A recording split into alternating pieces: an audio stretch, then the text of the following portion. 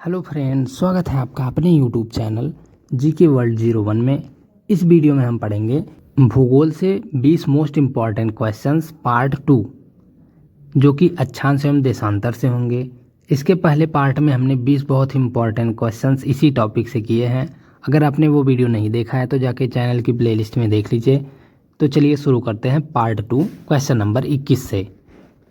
Question number 21, निम्नलिखित में से कौन सा बृहत वृत्त ग्रेट सर्किल का उदाहरण है?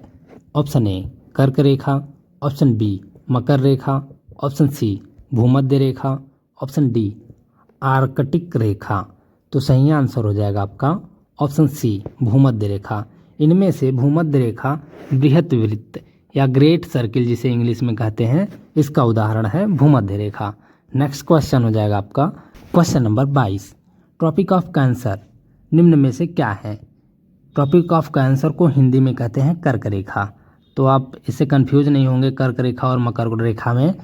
और मकर रेखा को इंग्लिश में ट्रॉपिक ऑफ कैप्रिकॉर्न कहते हैं। तो आप इन सब कुछ वर्डों को आप ध्यान से देखिएगा। तो आपका क्वेश्चन नंबर 22 है, ट्रॉपिक ऑफ कैंसर निम्न में से क्या है?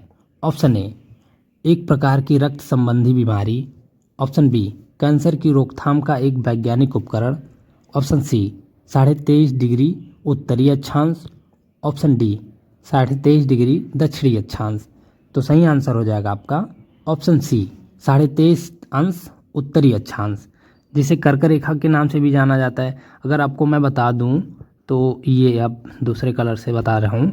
ये देखिए अर्थ हो गई, ये भूमध्य रेखा, ये कर्क रेखा, जिसे ट्रॉपिक ऑफ कैंसर के नाम से जाना जाता है। और ये हो जाएगी ट्रॉपिक ऑफ कैप्रिकॉर्न, ये मकर रेखा आ जाएगी, ये कर्क रेखा। ये 23.5 अंश दक्षिणी अक्षांश हो जाएगा, ये 23.5 अंश उत्तरी अक्षांश।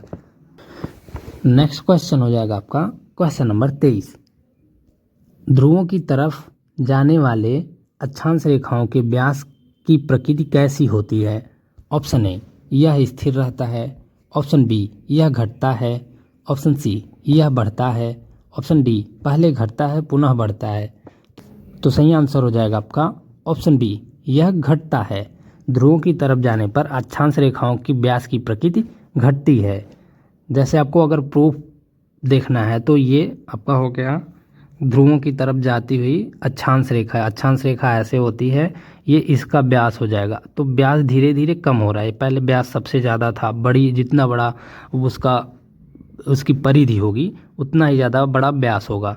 ये व्यास फिर थोड़ा सा घटा, फिर थोड़ा सा घटा। ये जब ध्रुवों की तरफ जाएगा तो ये इसका व्यास घटेगा।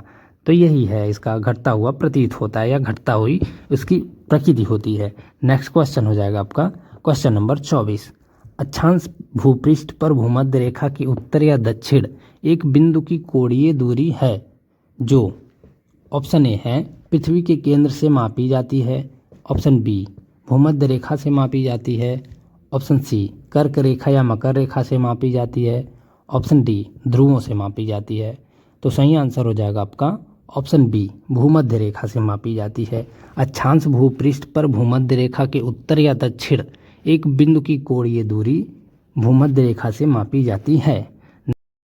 नेक्स्ट क्वेश्चन हो जाएगा आपका क्वेश्चन नंबर 25, दोनों ध्रुवों को जोड़ने वाली वह काल्पनिक रेखा जो भूमध्य रेखा को समकोण पर प्रतिच्छेद करती है क्या कहलाती है?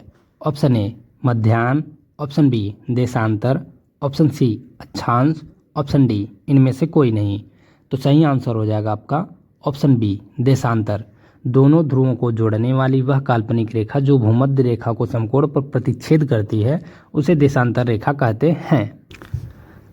अगर आपको इसको समझना है तो इसके लिए हम ये मान लीजिए हमारी अर्थ है, ये देशांतर रेखा उत्तरी ध्रुव से दक्षिणी ध्रुव को जोड़ने वाली रेखा को देशांतर रेखा कहते हैं। ये अक्षांश रेखा को 90 डिग्री पर प्रतिच्छेद करती है।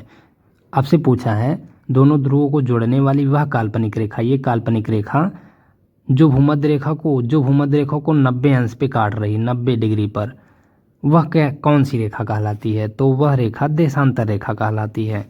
नेक्स्ट क्वेश्चन हो जाएगा आपका क्वेश्चन नंबर 26, दो देशांतर रेखाओं के बीच की दूरी निम्न में से किस नाम से जानी जाती है? Option A belt, option B गोरे या गोर, ऑप्शन सी काले, ऑप्शन डी समय पेटी। तो सही आंसर हो जाएगा आपका ऑप्शन बी गोरे या गोर। दो देशांतर रेखाओं के बीच की दूरी गोरे या गोर नाम से जानी जाती है। दो देशांतर रेखाओं के बीच की दूरी या स्थान की दूरी को गोर या गोरे कहते हैं। नेक्स्ट क्वेश्चन हो जाएगा आपका क्वेश्चन नंबर 27। एक देशांतर से दूसरे देशांतर के बीच कितना समय अंतराल होता है? ऑप्शन ए 4 मिनट का, ऑप्शन बी 1 घंटे का, ऑप्शन सी 15 मिनट का, ऑप्शन डी 12 घंटे का। तो सही आंसर हो जाएगा आपका ऑप्शन ए 4 मिनट का। एक देशांतर से दूसरे देशांतर के बीच का समय अंतराल 4 मिनट होता है। अगर इसका आपको प्रूफ देखना है तो आप देख लीजिए, यहाँ पे हो जाएगा पृथ्वी एक चक्कर 24 घंटे में कंप्लीट करती है। 24 घंटे में कितने मिनट होते हैं? 24 इंटू 60 हो जाएगा 1440। और इसका क्या हो जाएगा, कितने देशांतरों की संख्या होती है? 360। अगर हम 360 1440 में 360 से भाग देंगे तो 4 आएगा। तो आंसर हो जाएगा आपका 4 मिनट। एक देशांतर से दूसरे देशांतर के बीच समय अंतराल 4 मिनट का होता है। नेक्स्ट क्वेश्चन हो जाएगा आपका क्वेश्चन नंबर 28।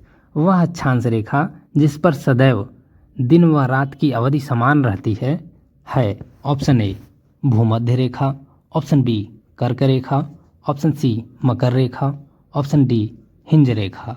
तो सही आंसर हो जाएगा आपका ऑप्शन ए भूमध्य रेखा। वह अक्षांश रेखा है जिस पर सदैव दिन व रात की अवधि समान होती है। नेक्स्ट क्वेश्चन हो जाएगा आपका क्वेश्चन नंबर 29। पृथ्वी पर सबसे उच्चतम तापक्रम रिकॉर्ड किए जाते हैं। ऑप्शन ए भूमध्य रेखा पर, ऑप्शन बी 10 डिग्री उत्तरी अक्षांश पर, ऑप्शन बी 20 डिग्री उत्तरी अक्षांश पर, ऑप्शन डी 25 डिग्री उत्तरी अक्षांश पर। तो सही आंसर हो जाएगा आपका ऑप्शन ए भूमध्य रेखा पर। पृथ्वी पर सबसे उच्चतम तापक्रम रिकॉर्ड भूमध्य रेखा पर किए गए हैं। नेक्स्ट क्वेश्चन हो जाएगा आपका क्वेश्चन नंबर 30। निम्नलिखित में से कौन सा कथन असत्य है? ऑप्शन ए देशांतर रेखाओं की कुल संख्या 180 है, ऑप्शन बी किसी भी स्थान की ग्रीनविच रेखा से कोणीय दूरी को उस स्थान का देशांतर कहा जाता है, ऑप्शन सी देशांतर रेखाओं के बीच की दूरी विषुवत रेखा पर अधिकतम एवं ध्रुवों पर शून्य होती है, ऑप्शन डी विषुवत रेखा पर देशांतर रेखाओं के बीच की दूरी 111.3 किलोमीटर होती है। तो सही आंसर हो जाएगा आपका ऑप्शन ए देशांतर रेखाओं की कुल संख्या 180 है। ये कथन असत्य है, यही आपका सही आंसर हो जाएगा। आपसे क्वेश्चन में पूछा कौन सा कथन असत्य है, बाकी ये जो कथन है ये तीनों कथन सत्य हैं। किसी भी स्थान की ग्रीनविच रेखा से कोणीय दूरी को उस स्थान का देशांतर कहा जाता है, ये कथन भी सत्य है। देशांतर रेखाओं के बीच की दूरी विषुवत रेखा पर अधिकतम एवं ध्रुवों पर शून्य होती है, ये भी कथन सत्य है। विषुवत रेखा पर देशांतर रेखाओं के बीच की दूरी 111.3 किलोमीटर होती है, ये भी कथन सत्य है। लेकिन आपसे पूछा है कि कौन सा कथन असत्य है, तो ये आपका सही आंसर हो जाएगा। नेक्स्ट क्वेश्चन हो जाएगा आपका क्वेश्चन नंबर 31। निम्नलिखित में से कौन सा कथन असत्य है? इसमें भी आपको असत्य कथन बताना है। ऑप्शन ए विषुवत रेखा से ध्रुवों की ओर जाने पर अक्षांश रेखाओं के बीच की दूरी में आंशिक रूप से वृद्धि होती है, ऑप्शन बी है किसी भी स्थान की प्रधान यामोत्तर से कोणीय दूरी को उस स्थान का अक्षांश कहा जाता है, ऑप्शन सी विषुवत रेखा एक बृहत वृत्त है, ऑप्शन डी सभी देशांतर रेखाएं बृहत वृत्त हैं। तो सही आंसर हो जाएगा आपका ऑप्शन बी किसी भी स्थान की प्रधान यामोत्तर से कोणीय दूरी को उस स्थान का अक्षांश कहा जाता है। ये कथन असत्य है और यही आपका आंसर हो जाएगा, क्योंकि आपसे पूछा है क्वेश्चन में कौन सा कथन असत्य है। बाकी विषुवत रेखा से ध्रुव की ओर जाने पर अक्षांश रेखाओं के बीच की दूरी में आंशिक रूप से वृद्धि होती है, ये कथन सत्य है। विषुवत रेखा एक बृहत वृत्त है, ये कथन भी सत्य है। सभी देशांतर रेखाएं बृहत वृत्त हैं, ये भी कथन सत्य है। ये कथन असत्य है, इसीलिए ये आपका सही आंसर हो जाएगा। नेक्स्ट क्वेश्चन हो जाएगा आपका क्वेश्चन नंबर 32। दो अक्षांश रेखाओं के बीच की दूरी लगभग होती है, option A 111 mile, option B 121 mile, option C 111 mile, option D 121 mile. ये दो ऑप्शन सेम दे दिया है, तो सही आंसर हो जाएगा आपका ऑप्शन ए और सी दोनों हैं 111, और यही सही आंसर हो जाएगा। 111.3 किलोमीटर होती है दो अक्षांश रेखाओं के बीच की दूरी। नेक्स्ट क्वेश्चन हो जाएगा आपका क्वेश्चन नंबर 33। एक डिग्री देशांतर की सर्वाधिक दूरी कहाँ पर होगी? ऑप्शन ए कर्क रेखा पर, ऑप्शन बी मकर रेखा पर, ऑप्शन सी विषुवत रेखा पर, ऑप्शन डी इनमें से कोई नहीं। तो सही आंसर हो जाएगा आपका ऑप्शन सी विषुवत रेखा पर। 1 डिग्री देशांतर की सर्वाधिक दूरी विषुवत रेखा पर होगी। ध्रुवों से विषुवत रेखा की ओर बढ़ने पर देशांतरों के बीच की दूरी बढ़ती जाती है। विषुवत रेखा पर इनके बीच की दूरी अधिकतम 111.32 किलोमीटर होती है। नेक्स्ट क्वेश्चन हो जाएगा आपका क्वेश्चन नंबर 34। कुल अक्षांशों की संख्या कितनी है? Option A 179, option B 90, option C 180, option D 360। तो सही आंसर हो जाएगा आपका ऑप्शन ए 179। कुल अक्षांशों की संख्या 179 है। 1 डिग्री या 1 अंश के अंतराल पर कल्पित किए जाने पर अक्षांश रेखाओं की कुल संख्या 90 इस तरफ यानी उत्तरी गोलार्ध में और 90 दक्षिणी गोलार्ध में, तो हो जाएगा 180। और एक भूमध्य रेखा होती है, तो हो गया सब पूरा मिला के 181। लेकिन यदि दोनों ध्रुवों को रेखा ना माना जाए, क्योंकि ये बिंदु है, यदि दोनों ध्रुवों को रेखा ना माना जाए, वो बिंदु रहेंगे, तो इसमें से -2 कर देंगे तो 179 बचेगा। तो आपका सही आंसर हो जाएगा आपका ऑप्शन ए 179। कुल अक्षांशों की संख्या 179 है। नेक्स्ट क्वेश्चन हो जाएगा आपका क्वेश्चन नंबर 35। विषुवत रेखा के समानांतर कल्पित रेखाएं क्या कहलाती हैं? ऑप्शन ए अक्षांश रेखाएं, ऑप्शन बी देशांतर रेखाएं, ऑप्शन सी ग्रीनविच रेखा, ऑप्शन डी मध्याह्न रेखा। तो सही आंसर हो जाएगा आपका ऑप्शन ए अक्षांश रेखाएं। विषुवत रेखा के समानांतर कल्पित रेखाएं अक्षांश रेखाएं कहलाती हैं। अभी आपको ऊपर मैंने कराया है ये क्वेश्चन, ये देशांतर रेखा है, इसके समानांतर कल्पित रेखाएं अक्षांश रेखाएं कहलाती हैं। नेक्स्ट क्वेश्चन हो जाएगा आपका क्वेश्चन नंबर 36। अंतर्राष्ट्रीय दिनांक रेखा, जिसे इंटरनेशनल डेट लाइन कहते हैं इंग्लिश में, खींची जाती है।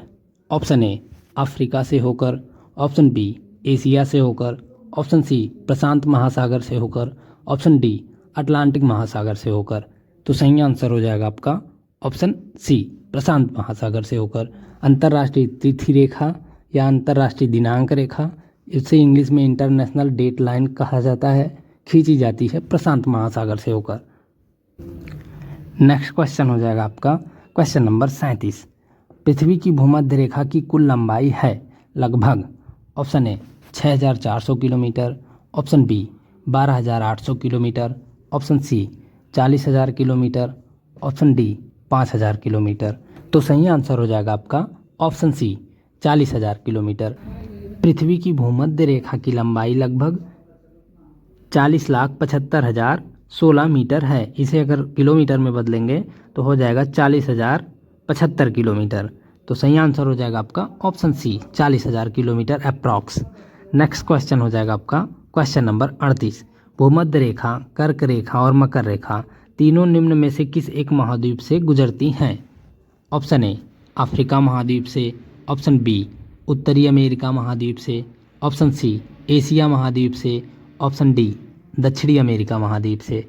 तो सही आंसर हो जाएगा आपका ऑप्शन ए अफ्रीका महाद्वीप से। भूमध्य रेखा, कर्क रेखा और मकर रेखा तीनों अफ्रीका महाद्वीप से होकर गुजरती हैं। नेक्स्ट क्वेश्चन हो जाएगा आपका क्वेश्चन नंबर 39। उत्तरी गोलार्ध में वर्ष का सबसे छोटा दिन होता है। ऑप्शन ए 21 दिसंबर को, ऑप्शन बी 22 दिसंबर को, ऑप्शन सी 21 जून को, ऑप्शन डी 22 जून को। तो सही आंसर हो जाएगा आपका ऑप्शन बी 22 दिसंबर को। उत्तरी गोलार्ध में वर्ष का सबसे छोटा दिन 22 दिसंबर को होता है। नेक्स्ट क्वेश्चन हो जाएगा आपका क्वेश्चन नंबर 40। किसी स्थान का मानक समय स्टैंडर्ड टाइम निर्धारित करने का आधार होता है। ऑप्शन ए देशांतर रेखा, जिसे इंग्लिश में लॉन्गिट्यूड कहते हैं, ऑप्शन बी अक्षांश रेखा, जिसे इंग्लिश में लैटिट्यूड कहते हैं, ऑप्शन सी अंतर्राष्ट्रीय तिथि रेखा, ऑप्शन डी प्रधान मध्याह्न रेखा। तो सही आंसर हो जाएगा आपका ऑप्शन डी प्रधान मध्याह्न रेखा। किसी स्थान का मानक समय स्टैंडर्ड टाइम निर्धारित करने का आधार प्रधान मध्याह्न रेखा होता है। प्रधान मध्याह्न रेखा प्रधान देशांतर को अंतर्राष्ट्रीय देशांतर रेखा या ग्रीनविच देशांतर के नाम से भी जाना जाता है। यह रेखा इंग्लैंड के ग्रीनविच स्थित रॉयल ऑब्जर्वेटरी से होकर गुजरती है। 0 अंश देशांतर पर स्थित इसी रेखा द्वारा अंतर्राष्ट्रीय मानक समय स्टैंडर्ड टाइम का निर्धारण किया जाता है। 180 अंश देशांतर रेखा को अंतर्राष्ट्रीय तिथि रेखा इंटरनेशनल डेट लाइन के नाम से जाना जाता है। Thank you guys for watching. इस वीडियो में हमने भूगोल के 20 मोस्ट इम्पॉर्टेंट क्वेश्चन जो कि अक्षांश एवं देशांतर से थे उसको कवर कर लिया है। ये पार्ट 2 था। इसके पहले का पार्ट आपने अगर नहीं देखा है पार्ट 1 तो जाके चैनल की प्लेलिस्ट में देख लीजिए। इसके नेक्स्ट पार्ट में हम पार्ट 3 कवर करेंगे जिसमें भी 20 बहुत ही इंपॉर्टेंट क्वेश्चंस रहेंगे। तो वीडियो में कंटिन्यूअस बने रहिएगा and thank you for watching.